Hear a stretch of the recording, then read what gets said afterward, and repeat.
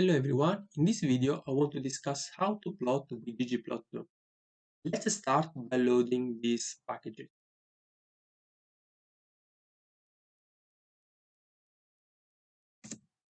Let's build a data frame for this example. Let's view it. And as you can see, this is our data frame with 4 columns and 100 entries, 100 rows. Let's print the first 6 rows. And now let's make the first plot. We want to plot just one line. We want to plot W. So W will be the value assigned to the y axis, and x will be the column assigned to the x-axis. So in ggplot, we have the first argument here is df, it's our data frame. Then aesthetics, AES, where we map x in df to the x-axis and w in df to the y-axis. Then plus, we choose what kind of plot we want. In this case, we want a line plot, so we choose geom_line. Let's run. And this is the basic ggplot. So let's make some modification. Let's change, for example, the color. Let's set the color equal red. Let's change the size. We can change also the line type. Line type equal, for example, dotted. Okay, this is really the basics. Now, what we want to do is that we want to plot also the value for y and for z. The first thing that when we start to plot with ggplot, the first thing that we think is that we just add geom line for y and for z. We can do that, and let's do. So in geom line here, first of all, ggplot df. Then we add a geom line that with aesthetics, so we are mapping x in df to the x and w in df to y. We are choosing a color for the line blue and a size 1. And we do the same for y and z. So in this case, y is mapped to y-axis. We choose the color red. And this one, we set z to the y-axis and we choose the color yellow. Then we set theme_classic to change the outlook of this plot. We set the title for the plot, and we set also the labels for the x and the y-axis. That's right. And as you can see now, we have the 3 lines with 3 different colors. But we don't have a legend. So let's set the legend. What I'm going to do is to generate 3 columns that store 3 names. So in this column, name_w will store this name_w as a character, and the same for name_y and name_z. Let's run. Let's print the first 6 entries. So this is our new data frame. So to set the legend, what I'm going to do now is in aesthetic for each geom line, I'm setting color equal name_w for w, name_y for y, and name_z to z. But these are not real colors. So we have to change the values of this color. So here in scale.color.manual, for the labels name_w, name_y, name_z, we're setting this color, blue, red, and yellow. And we are also setting a name for the legend. In this case, I'm calling just a legend. Let's run. And as you can see now, we have our plot and we have our legend. We can change the position of the legend. So let's see how we can do that. In here, in theme, legend.position equal, for example, bottom to place the legend below the plot. Run. And we can also remove the title of the legend.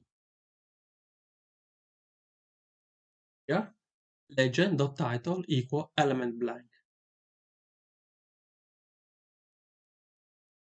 Okay, as you can see, this works, and we plotted the tree line, we set the legend, everything seems fine. I say seems fine because even though this works, this is not the efficient way to work with ggplot. And it's very clear to understand why this is not efficient. Because let's suppose that we have 20 lines. So we should repeat this code 20 times. Clearly, this is not efficient. So let's see how we can properly plot with ggplot. Let's reset the data frame as at the beginning. Let's view from here. As you can see now, this is the original dataset with 4 columns. This dataset basically is in a wide format, and ggplot prefers to work with a long format. What does that mean? A wide format, you have to think that from the left to the right, the dataset have a lot of columns. And these columns, they can group together. For example, in this case, as you can see, when we plotted, we go back to the code here, what changed here? What changed is that here we mapped W, Y, and Z to the Y. On the other hand, X was always the same. What does that mean? That if we group X, W, and Z in one column, we just need to map that column Y. What we are going to do is basically put in one column the labels W, Y, and Z, and in the other column the corresponding values. To do this, I'm going to use this pivot underscore longer function from this package. Here, I'm going to generate a new data frame, df underscore l. df here is the original data frame. This is the pipeline command, pipeline symbol. A pivot underscore longer. Exclamation mark x, this means reshape long all the columns with the exception on the column x. So this column x will be not reshaped. This will be our ID column. And then we are assigning to the names, the new columns. The columns that will collect the labels here will be called y underscore var, and the column that will collect all these values will be called y underscore var. Let's run. Like the class, this is a data frame, this is a keyboard data frame. Let's view the first 6 entries. You can see now we have only 3 columns. Let's view the data frame. And as you can see, we reshaped. We went from 4 columns to only 3 columns. And this column here stores the labels. This column here stores the corresponding value. And let's check here. We have 3 columns and 300 entries. Why 300? Because if you remember, X is an object that stores value from 1 to 100. Now, X needs to repeat each value 3 times, because we have three labels here, Y, W, Y, and Z. And we can check this. For example, here, X is 1, W is 1.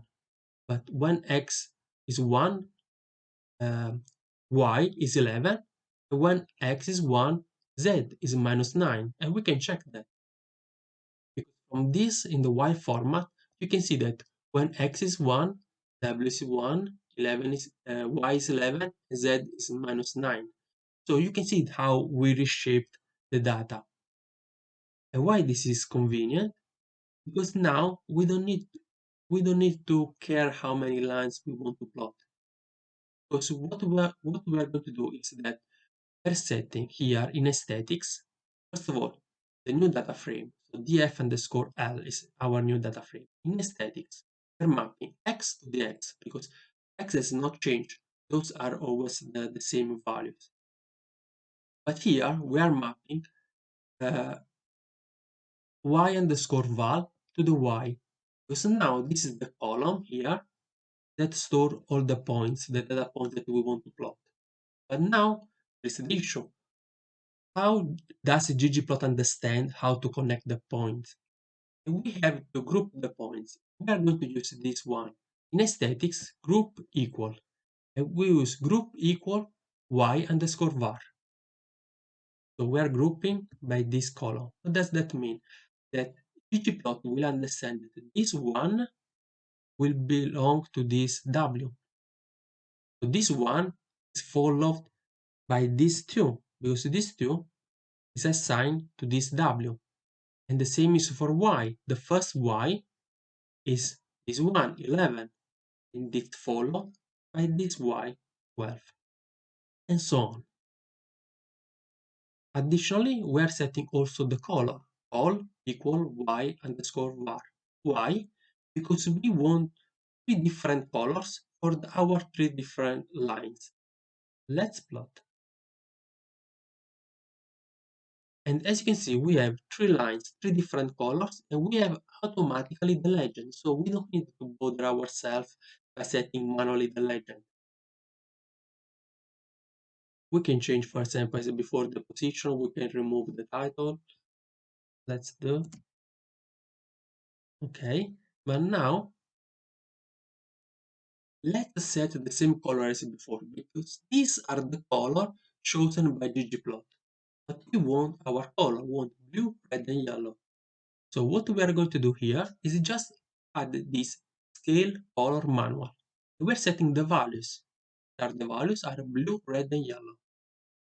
And we set also the name as before, name legend. Blue, red, and yellow, we have always to think about that first value here will be W, the second one is Y, and the third one is Z. So now I'm storing this plot in this object. Let's run. As you can see, nothing is changed here because the plot is stored in this G1. To see the plot, we have to run the object.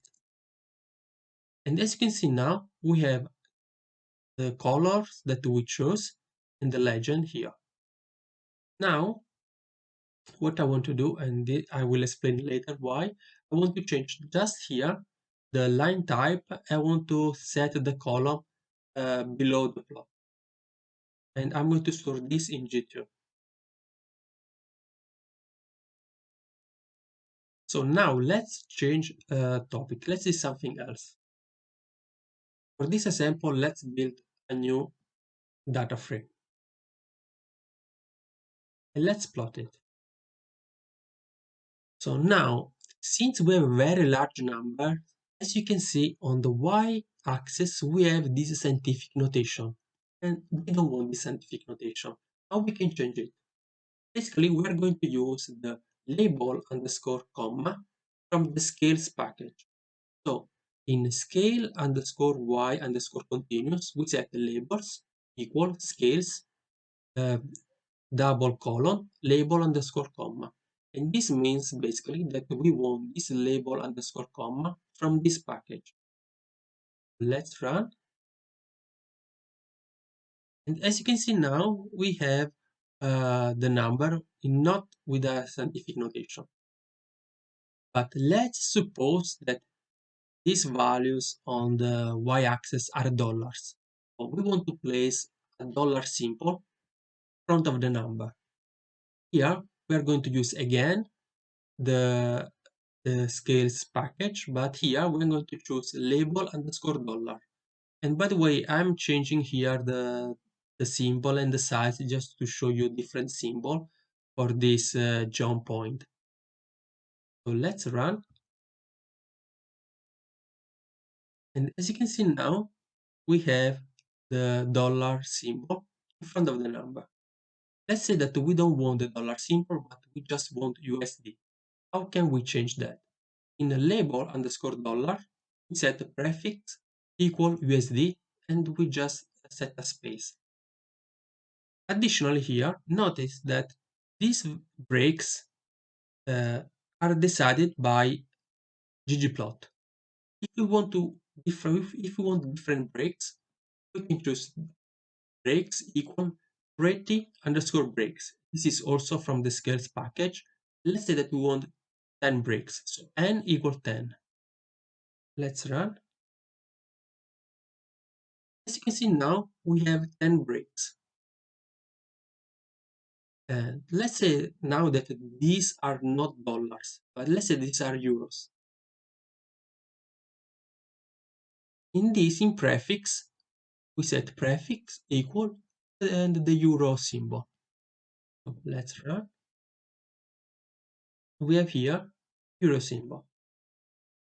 Again, we can change with the EUR if you want. And let's say that these are not dollars, no euro, but they are Japanese yen. Again, in prefix equal, we can set the symbol of Japanese yen. If you want to change with JPY. So now let's check how we can zoom in. So let me go. Okay, in this plot here, we want to zoom in this area basically. How we can do that? We choose this chord underscore Cartesian. So we have to set the limit on the x-axis and the limit on the y-axis. In this case, we can choose the limit on the x-axis from 0 to 10. So in this area here, and then these are billion. So we're choosing zoom between $25 and $75. So let's run this code. And as you can see now, we have zoom here from $25 to $75 between 0 and 10. And we have only this point here. If you want to zoom, for example, from $20,000 to $75,000, do that. And we have only these 2 points. By the way, I changed something else in this code. To notice, let's go back to the previous plot. On the x-axis, we have these decimals, and I don't want these decimals. So what I can do is here to set breaks equal pretty breaks in the scale underscore x underscore continuous. And note that in pretty breaks, if I don't set any value, this will take the default value. The default value is 5. So as you can see here, we have 5 breaks: 1, 2, 3, 4, and 5. So let's see something else. Let's plot with missing values. So I'm generating a new data frame for this example. So this is our plot, and now let's set some missing value. So in the y object, I'm setting a missing value NA not available to the index 1, 2, 7, and 11. If we want to check if an object has missing value, we can use the is.now function. So is.now, and we check for the y object, and this tells where the missing value is located. For example, true in the first position, and this is true because we have missing value here, 1. True again at the second position. Then we have false, false, false, false, and true again because this is the 7th position. False, false, false, and true because this is the 11th position. Okay. Now we know the position because we set this object here. But let's say that we want to check where are located. We can nest the isNav function in the which function. We do this. This returns 1, 2, 7, and 11. Let's build this data frame. Let's plot it. And as you can see now, the plot is disconnected here, where the missing values are located. But when I plot with missing values, I prefer to use the line plot with the jump plot, jump point. So basically, I'm adding a scatter plot. So let's add this jump underscore point color equal red. We do like this. You can see we set these points at each of the value here. Let's make another example, always with missing values. I'm generating a new data frame with sine and cosine. I'm setting some missing values. Run. Now, this is our data set. As you can see, also this data set is in a wide format. Why? Because we can set sine and cosine in one column and the corresponding values in another column. Let's do with the same function as before. So let's run this one. Okay, as you can see now we have only 3 columns. X has not been reshaped. We have trig, the column name that stores sine and cosine labels. And we have here trig underscore value, the corresponding value. And as you can see here, when x is 0, sine is 0, cosine is 1. And here, when x is 0, sine is 0, and cosine is 1. So you can see that we reshaped again this data. So now, let's plot it. So here we have the warning message. We have removed 70 rows containing missing values. If we want to check the 70 rows, we can just check the length of an object. We are concatenating the object that store the where the missing values are located in the sine object and in the cosine object. We will run, we have 17. So now what I want to show you now is uh, the possibility to split the plotting area. You can see now we have one plotting area with the 2 line plots. What I want to do is split these 2 line plots into different plotting area. For this task, I'm going to use this facet underscore wrap with these vars and here the name of the column. In this case, this trig is the name that stores sine and cosine here. If we do this, let's run. As you can see, we splitted the sine and cosine. So we have 2 columns and 1 row. This is the new plotting area. This is the title, cosine. This is the title, sine, and we have also here the legend. Let's say that we want a different plotting area. Let's say that we want 1 column and 2 rows. We have just to add this here, n row, number of rows equal to. If we do this, as you can see now, we have the plotting area arranged with 2 rows and 1 column. So we can save the plot. We can use the ggsave. This is the name of the plot and the format. So plot1 .png, and this will be saved to your working directory. Let me run.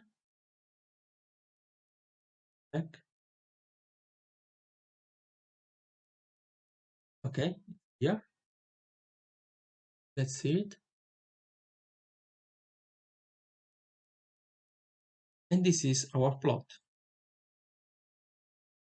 We can also save the plot from here. Export. You can choose as image or as PDF. As image. Date preview.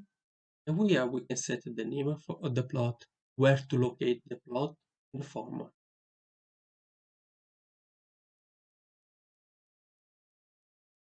Okay, to conclude this video, I want to show you how you can arrange multiple plots in a common plotting area. As you remember at the beginning, we generated this plot here, P1, P2, P3, P4. Let's check again. This is P1, this is P2, and P3 and P4, okay? So what we want to do now is that we have these 4 plots, and we want to plot all these plots all together. Here we are going to use this ggArrange function from the ggplot package, and the plotting area will be 2 row and 2 column. So we run this code. As you can see now, we have the 4 plots all together. Now let's do again for G1 and G2. Now G1 and G2 are plots with a legend. So when we combine these plots, we don't want to we don't want the legend to be plotted twice. Basically, what we are going to do is here in the code we're going to add this common dot legend equal true. For the two plots we will have only one legend. Let's run, and as you can see here, this is the plot altogether, and with just one legend. With this plot, we conclude this video. In the next video, we are going to discuss reshape dataset from wide to long and from long to wide. And in that video, as example, we are going to reshape GDP data downloaded from the World Bank. And also in that video, we are going also to plot the data. It will be very clear why it is convenient to work with dataset in a long format to plot with ggplot. I hope this video is useful. If you enjoyed, see you in the next one.